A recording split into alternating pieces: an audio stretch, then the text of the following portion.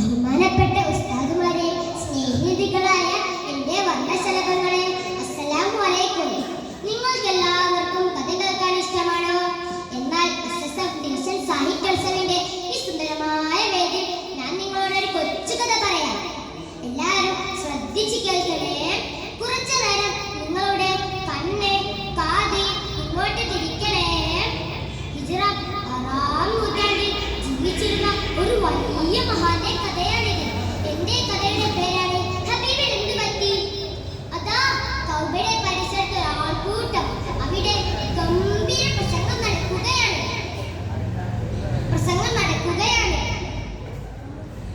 പ്രഭാഷകൻ ആരാണെന്ന് നിങ്ങൾക്ക് അറിയാമോ?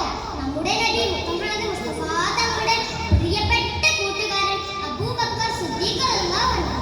മുസ്ലിമുകൾ വെറും 38 പേർ മാത്രമേ ഉള്ളൂ ആ സമയത്ത്. മക്കയിലെ ഖുറൈശികളെ നന്മയിലേക്ക് ക്ഷണിക്കുകയാണ് സിദ്ദീഖ് തങ്ങൾ. പ്രസംഗം കേട്ട് കളിമൂത്ത ശത്രുക്കളിലെ ഉത്ബ എന്ന ദുഷ്ടൻ സിദ്ദീഖ് തങ്ങളുടെ മുഖത്തിൽ ആണി തറച്ച ചെരുപ്പ് കൊണ്ട് ആഞ്ഞടിച്ചു. അവിടെ ഊക്കിൽ സിദ്ദീഖ് തങ്ങൾ ബോധം കെട്ടു വീണു. വിശ്വാസത്തിന്റെ വെളിച്ചം ജ്വലിച്ചു നിൽക്കുന്ന ആ സുന്ദരമായ